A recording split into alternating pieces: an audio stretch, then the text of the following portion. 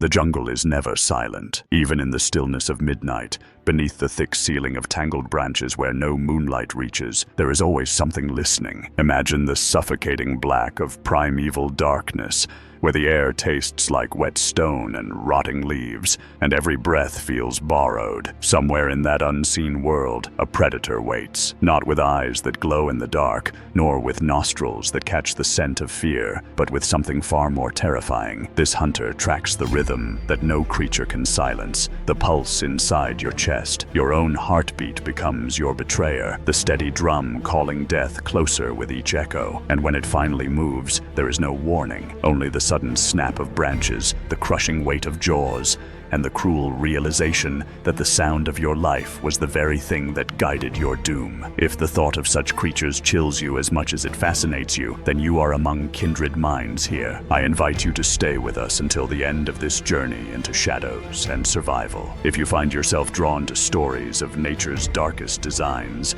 and the monsters that haunted both our ancestors and our nightmares, help this channel grow by liking this video, sharing it with others who crave the unsettling unknown, and subscribing so you never miss the next descent into the forgotten bestiary of Earth. Before we confront the predator that listens for the heart, we must step carefully through a sequence of darker chambers, each leading closer to the final revelation. Chapter 1. The Echo of Prey. In the beginning, life itself was fragile music. Every insect wing, every splash in a shallow pond, every whisper of fur through the grass was part of a soundscape where survival depended on silence. This chapter lingers in that ancestral arena where creatures lived and died by the faintest noises, and predators evolved ears sharper than knives. To enter their world is to feel your own breath suddenly loud, your pulse like thunder in your throat. Chapter 2. The tyranny of stillness, silence, once a refuge, could also become a trap. As evolution carved its cruelest designs, animals learned to still themselves completely, masking scent, breath, and sound. But even perfect stillness has one flaw: the hidden beat of life. Here we encounter predators that learn to exploit it, from fish that sense the tremor of blood through water, to creatures whose entire hunting method is an art of listening. Chapter 3. When humans were prey. The story draws closer to us, to nights when early humans huddled around fires, not merely for warmth, but to drown out the pounding of their own fear. The idea that a predator could hear their heartbeat was no myth. Some of our ancestors truly faced hunters that could track them, even when concealed. This chapter casts light on the terror of being a heartbeat away from death, when our species was not yet master of its world, but one of its meals. Chapter 4. Whispers of the Forbidden. Beyond the fossil record lies speculation, rumor, and folklore. Some believe that such predators never truly vanished, that in isolated jungles and uncharted oceans, remnants of these hunters may still wait. This chapter balances scientific theory with chilling legend, questioning whether evolution ever fully closes the door on perfection. Could there still be creatures that hunt not by sight or smell, but by the rhythm inside us? Chapter V. The Predator that Hunts. By listening to the heartbeat of prey, finally we confront the idea in its purest form, a being honed to perfection, for whom silence is no defense, and hiding is meaningless. The last chapter is both culmination and reflection, exploring the scientific plausibility of such hunters, the disturbing possibilities of their continued existence, and the ancient fear that beats within us all, that our own bodies may one day betray us to something waiting in the dark. Chapter 1. The Echo of Prey. Life began not in silence, but in a symphony. The first oceans were alive with sound long before the land felt the weight of footsteps. Beneath the Cambrian waters, where sunlight barely pierced and strange armored creatures swam in awkward bursts, survival was measured in vibrations. Every flick of a trilobite's spiny legs, every undulation of a worm-like body, every ripple from the jaws of an anomalocaris sent signals through the liquid dark. To exist was to broadcast your presence, and to feed was to interpret the music correctly. Imagine the terror of those early creatures, soft-bodied and defenseless, knowing that the faint tremor of their movement might summon death from the shadows. For predators, evolution sculpted weapons beyond teeth and claw. It sharpened their ability to hear the invisible. Some sensed pressure waves through primitive hair-like filaments, others through entire networks of nerves stretched across their bodies like antennae tuned to the language of motion. The ocean itself became an amplifier, carrying the panic of the hunted to ears designed to recognize the difference between a careless ripple and the final desperate flutter of prey. When life crawled onto land, sound followed it. The air vibrated with the buzzing of insects, the churr of primitive amphibians, and the endless susurrus of wind through ferns that stood taller than men. It was here, on the swampy ground of the Carboniferous forests, that hearing began to split into two paths, one for song, one for murder. Some creatures developed elaborate calls, communicating, mating, warning, but others evolved to listen instead, cultivating silence as a weapon. For them, every noise was an invitation, every careless rustle a map. In those steaming jungles, to breathe too loudly was to die. Consider the giant dragonflies of that age, wings like panes of stained glass, their flight a thunderous pulse compared to the insects we know today. To the amphibians lurking beneath lily-choked pools, that sound was dinner on the wind. Even without seeing the glint of wings, they felt the beat of air pressure shift, the vibrations funneling into bones adapted to resonate like tuning forks. The predator did not need to see. It only needed to wait for the rhythm to come closer, each wingbeat a beacon. Then it struck, jaws clamping on a creature that had betrayed itself by existing. The theater of survival grew more sophisticated. Dinosaurs entered the stage, and with them came predators whose senses blurred the boundary between hearing and instinct. The forests of the Jurassic trembled with their footfalls, yet within those same woods, tiny mammals crept in terror, aware that any sound, any misplaced crackle of leaves could spell their end. The ground itself betrayed them, carrying vibrations from trembling paws into the waiting bodies of hunters that seemed half spirit, half shadow. The raptors of the Cretaceous are remembered for their intelligence and their sickle claws, but their real terror was patience. They knew how to listen. Pack hunters low to the ground, silent until silence itself betrayed their prey. A small mammal might freeze, heart hammering in its fragile chest, praying that stillness was enough. Yet even then, the faintest shuffle of air, the rhythm of a creature unable to stop the drum inside its body, could betray the hiding place. And when one raptor's head tilted, catching that faint noise, the rest followed, their bodies flowing as one toward the invisible signal. The echo of prey has always been its curse. What begins as life, a flutter of wings, a shiver of water, a heartbeat, becomes the very thing that draws death closer. And across eras, predators have refined the art of listening until it borders on supernatural. Consider the owls of later ages, their feathers shaped to silence their own flight, their faces sculpted into perfect parabolic dishes. They can hear a mouse tunneling beneath a foot of snow, guided not by sight, but by the tiny rasp of teeth on frozen roots. The snow is no shield. The earth itself whispers the victim's location. Now imagine yourself as that mouse, buried, motionless, aware of the danger above, but powerless to silence your own small sounds. Your teeth betray you. Your pulse betrays you. The predator does not need to see. It only needs to listen. And when it does, it strikes with the inevitability of gravity. That moment of helplessness, when you realize your own body is the signal, is the truest terror of prey. The echo of prey is not just ancient history. It remains alive in the world today, hidden in swamps, jungles, and oceans where sound travels farther than light. Electric fish in blackwater rivers can sense the faintest pulse of muscle, hunting not by vision but by disturbance. Crocodiles float in perfect stillness, waiting for the trembling splash of a bird to ripple through their water domain. Even sharks, apex lords of the sea, are wired to detect the low-frequency vibrations of a creature in distress, finding weakness long before their eyes catch movement. The jungle at night, the ocean in silence, the snow beneath an owl's wing, these are stages where prey cannot hide from the echo of its own being. And deep within us, this memory persists. The fear that being alive is loud, that the simple act of existing may call something closer, is not imagination, but inheritance. It is the echo of prey, passed down from creatures that survived only because they listened harder, ran faster, or stayed still longer than the ones who became silence forever. And yet, the predator that listens not only for sound,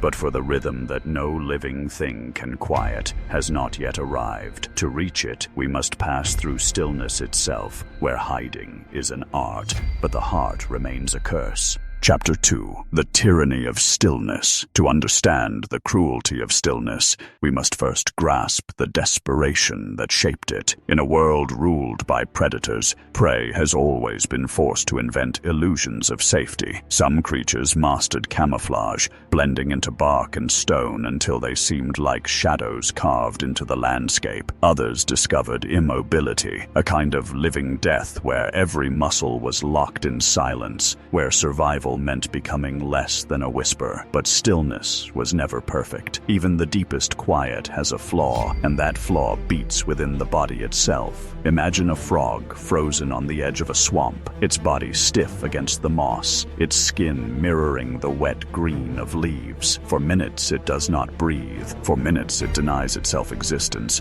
and yet the predator approaches anyway. The snake that hunts it does not search for movement, nor for the flicker of color. It waits for the pulse, the tiny vibration of blood pressing against fragile veins, the throb of life that cannot be masked. The frog's body betrays it, and the stillness it trusted becomes its tomb. Evolution did not overlook this contradiction. As prey invented silence, predators sharpened the art of listening. In the murky waters of rivers, catfish developed bodies lined with receptors so sensitive they could detect not just ripples, but the tremor of a living heart. Bats evolved to hear the movement of wings through the night air, with an accuracy so fine they could pluck a single moth from the dark. Sharks learned to sense the faint electric signals produced by muscle contractions, making the ocean's silence irrelevant. It was as if nature itself declared that there was no such thing as hiding, only delaying. Stillness became a tyranny because it demanded suffering. A deer in the tall grass must choke down the urge to flee,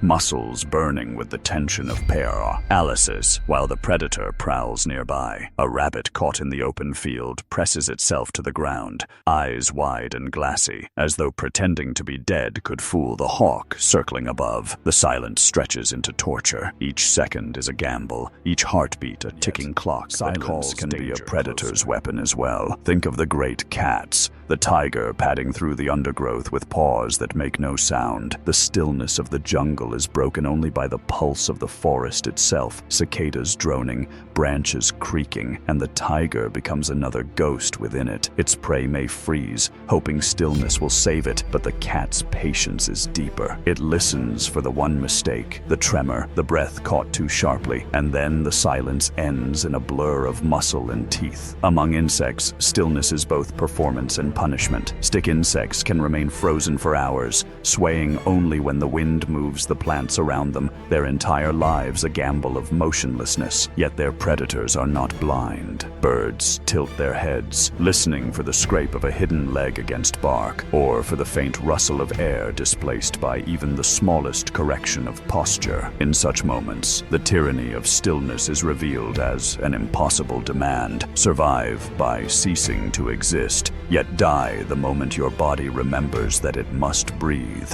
must twitch, must live. Humans, too, have not escaped this prison. Early hunters crouched in ambush, waiting hours with bows drawn, knowing that the deer they sought might hear the shift of their lungs if they breathed too heavily. But our ancestors also felt the terror of being prey in return. In caves where light never reached, or in forests where the canopy turned day into dusk, survival meant holding still when the predator passed. Imagine crouching in reeds while the ripple of water betrayed the crocodile nearby, your chest tight with the need to inhale, your body betraying you with its relentless rhythm. Stillness was both shield shield and sentence, demanded by nature yet mocked by the fact that life cannot hunters are those that exploit this paradox to perfection. Crocodiles float with eyes just above the water, their bodies silent, their approach invisible. They are statues until the exact moment when the splash of prey betrays its location, and then stillness explodes into violence. Spiders weave their webs and sit motionless at the center, every fiber of silk a tuning fork. They do not need to see, they only need to wait for the trembling. Stillness is their weapon, but for the creature ensnared, stillness is impossible, for the web vibrates with every heartbeat, every panic-driven twitch. Even today, the tyranny of stillness is written into the rituals of prey. A mouse freezes when the shadow of an owl passes overhead, hoping silence will cloak it. A lizard lies stiff beneath the scorching sun, eyes wide, as a snake tastes the air with its tongue. And yet, the world remains merciless. The predator listens, and the heartbeat whispers. Stillness is no longer salvation. It is merely the stage upon which inevitability plays. Perhaps the most unsettling truth is that silence itself can be a predator's snare. When the jungle falls quiet, when the insects cease their chorus, every creature knows that something is near. The silence is not safety, it is warning. And in that warning, prey often betrays itself, moving when it should not, breaking its own fragile cover. Silence demands obedience, but obedience is rarely enough. In the end, stillness is not escape. It is the slow acceptance of exposure, the cruel recognition that the body cannot stop announcing itself to the world. To live is to move, to breathe, to beat. And for the hunters who have mastered the art of hearing, stillness is nothing but an invitation to listen more closely. But what happens when this silent duel between predator and prey expands into humanity's story? When the heartbeats at re-egg are no longer those of frogs or mice, but of our ancestors huddled in fear, praying that their own bodies do not betray them. To find that answer, we must step into the firelight of prehistory, where stillness meant survival, and survival meant enduring the terror of knowing that some predators could hear what no cave could hide. Chapter 3. When humans were prey. There was a time when humanity was not the architect of fear, but its fragile vessel. Long before walls, before weapons of steel, before fire was tamed into a servant rather than a fragile torch flickering against the dark, humans were hunted. We were meat, thin-skinned and slow-footed, moving nervously through landscapes carved for predators. To live meant to listen,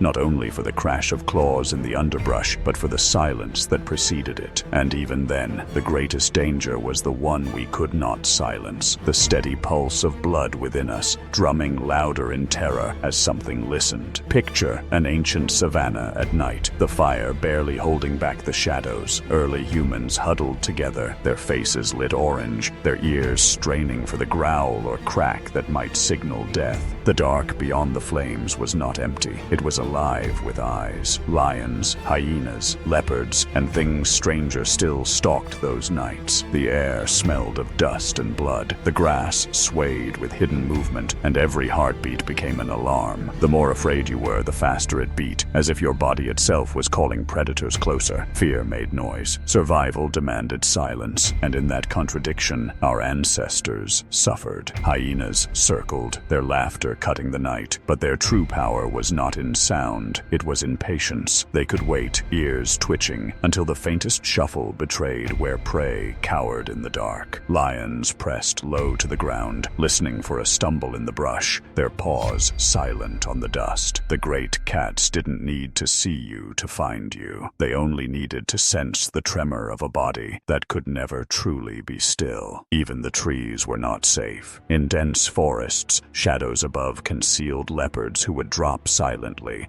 their timing guided by the rhythm of breath below. And in older ages still, before even these familiar hunters ruled, there were the saber-tooths. Meganterion, with its curved teeth like daggers, stalked early humans who had no words for terror, only instinct. These predators could wait in silence for hours, their ears trained on the faintest quiver of grass, the shift of a footstep too slow, or the acceleration of a heartbeat when prey realized it had been discovered. For them, stillness was meaningless. Panic only made the pulse louder. Imagine crouching in tall grass, your tribe scattered, the night pressing heavy on your skin. Somewhere close, you hear the low growl of something vast, but it does not rush. It waits. Your chest aches as you hold your breath, but the pounding within you grows unbearable. You press your hand against your ribs as if you could muffle it, as if your own body were not betraying you. That helplessness, that awareness that survival is sabotaged by the sound of your own life, is a terror we carry still in our bones. The archaeological record is scarred with evidence of this struggle. Fossilized skulls of early humans bear punctures from fangs, claw marks etched into bone, fragments gnawed and scattered in caves where predators dragged their kills. We were prey, not just occasionally, but consistently. To walk alone was to risk never returning, and to sleep unguarded was to invite death. Even fire, our first fragile defense,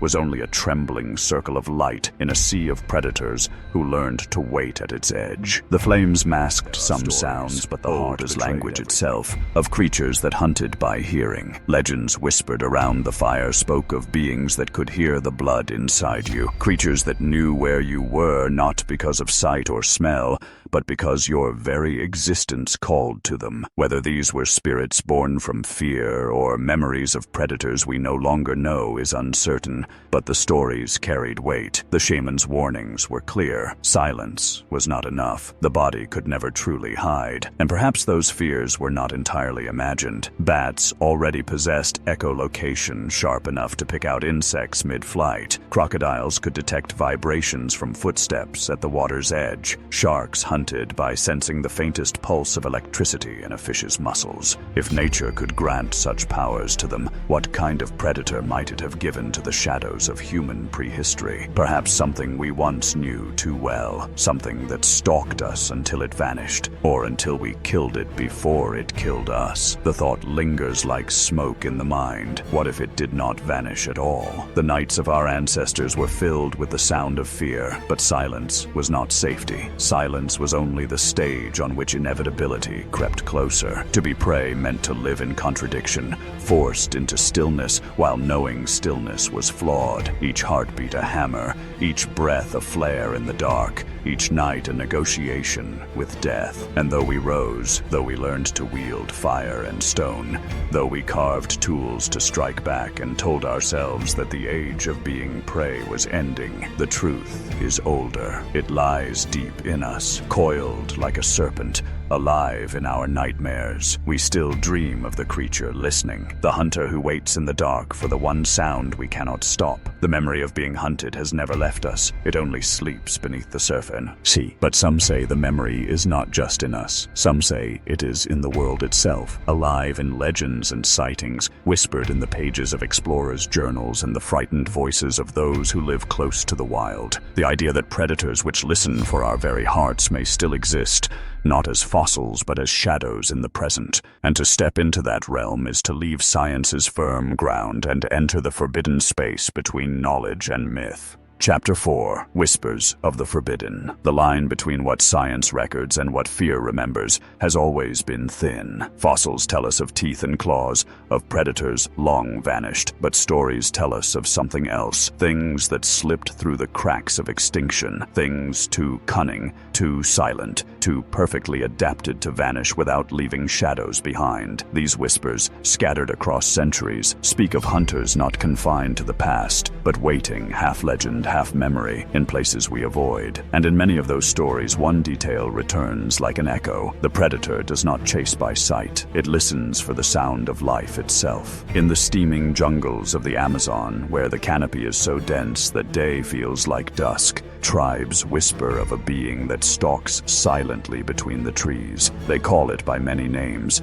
never spoken loudly, for they believe to draw its attention is to invite it closer. Hunters claim it does not come when you move, but when you stop. They say it circles in the silence, drawn to the pulse in your chest, the tremor of your blood when fear makes your heart pound. Skeptics dismiss it as myth, a tale woven to explain disappearances in a wilderness that swallows the unprepared. Yet the fear in the eyes of those who tell the stories is real, ancient, and not easily dismissed. Far across the oceans, in the forests of Papua New Guinea, explorers once recorded recorded tales of creatures that could follow men through the night by sensing the beat of their hearts. These were not spirits, the locals insisted, but flesh and bone predators, remnants of something older than man. Their warning was simple: do not run. Running feeds the pulse, and the faster the blood drums, the faster the creature closes in. The echo of prey becomes a beacon, and the jungle listens on behalf of the hunter. Even the seas hold such stories. Sailors speak of strangs, shadows moving beneath their ships in black waters, following not the splash of oars nor the drift of currents, but something deeper. They told of companions dragged from decks into the abyss, vanishing without a cry, as though pulled towards something that had listened from below. Marine biologists will point to sharks, to giant squid, to known predators, but sailors insist there is something different in the way these deaths unfold. Too swift, too targeted, as if the sea itself was listening for the quickening hearts of men far from land. Of course, science demands evidence. It demands the bones, the tissue, the measurable proof of existence. But proof is not always where fear lives. Sometimes, fear lingers in the patterns of vanishing. A hiker disappears from a jungle path with no sign of struggle, no blood, no clothing, no trace of violence. A fisherman never returns from a calm river, though his boat drifts back intact, supplies untouched. A child vanishes from a camp in the desert, no footprints in the sand except their own. Such mysteries are explained with accidents, abductions, mistakes. But for those who live closest to the wild, the explanation is older. There are still predators out there that we are not meant to see.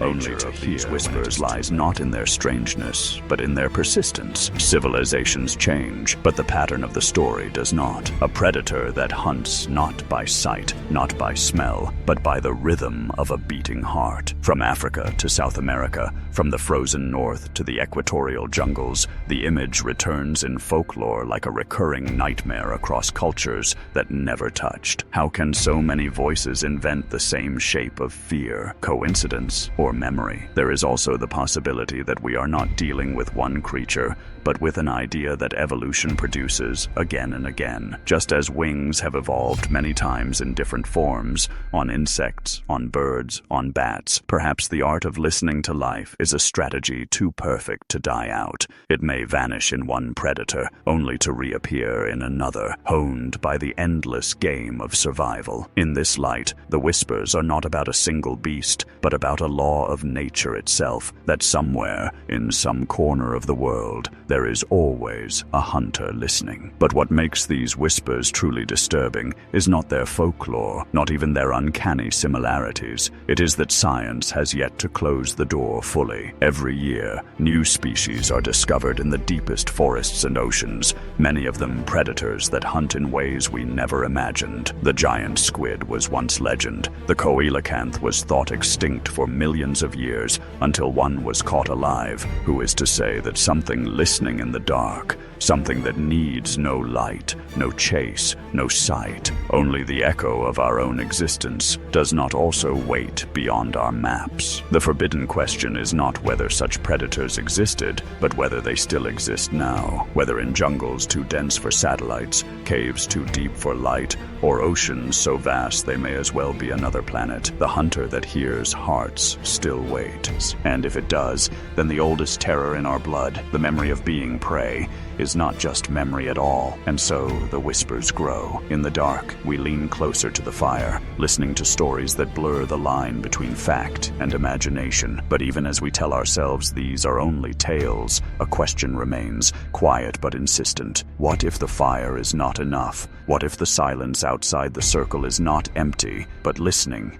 Chapter 5. The predator that hunts by listening to the heartbeat of prey. Deep within the jungle, silence is never absolute. To our ears, there may be nothing but stillness, yet in that stillness lies a language of vibrations, tremors, and hidden rhythms. For millions of years, evolution has sharpened predators into living instruments, attuned not to sight alone, nor to smell, but to the deeper pulse of life itself. The concept may sound like the invention of nightmare, but it is grounded in a reality stranger than fiction. Many creatures alive today already sense the hidden currents of biology. Sharks, with their ampullae of Lorenzini, can detect the faint electric hum of a beating heart beneath sand or water.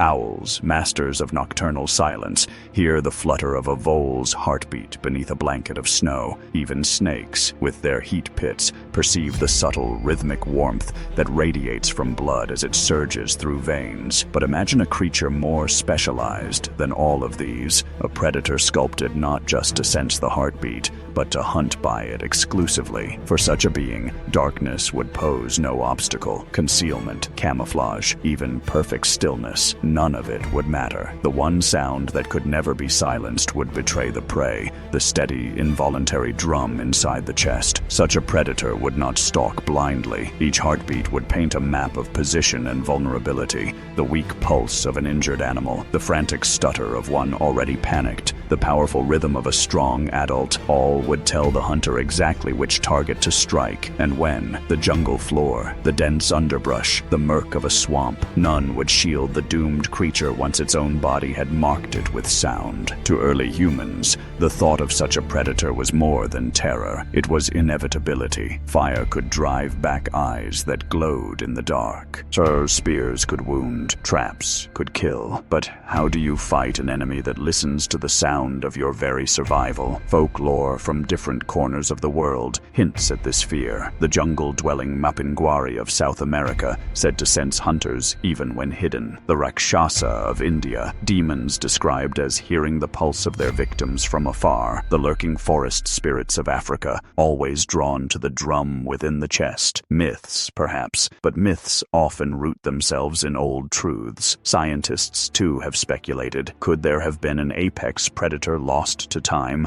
one whose entire evolutionary advantage was heartbeat detection? Some argue that such perfection is too costly to survive natural selection. Others whisper that nature rarely abandons a successful design. Somewhere in the fossil record, perhaps buried beneath unturned stone, lies the evidence of a nightmare that once walked the earth. A predator to whom it never truly vanished. In the shadowed depths of the ocean, where light does not reach, strange creatures still thrive on methods alien to us. In the endless green of uncharted rainforests, life continues to reinvent itself in grotesque and perfect forms. We dismiss the idea because it unsettles us too deeply. But ask yourself, when you are alone, in the dark, and your pulse begins to hammer in your chest, why does it feel as though something is listening? This predator, the one that hunts by listening to the heartbeat, remains both a speculation and a symbol. It embodies our oldest vulnerability, the fear that even our most intimate rhythm, the sound that keeps us alive, could also lead to our destruction. It is a reminder that we are not separate from nature, not rulers immune to its laws, but fragile participants in its brutal game. For though we believe we have conquered the wild, there are still places where the shadows hold secrets, and where the beat of a heart may yet summon something waiting in the dark. And so, as we leave this descent into the forgotten bestiary, one question lingers, echoing like a drum in your own chest. If silence cannot save you, if darkness cannot shield you, and if even your breath and blood betray you, what hope would you have against a predator that listens not with eyes, nor with nose, nor with hunger, but with perfect patience, waiting for the sound that means life, and turning it into the signal of death?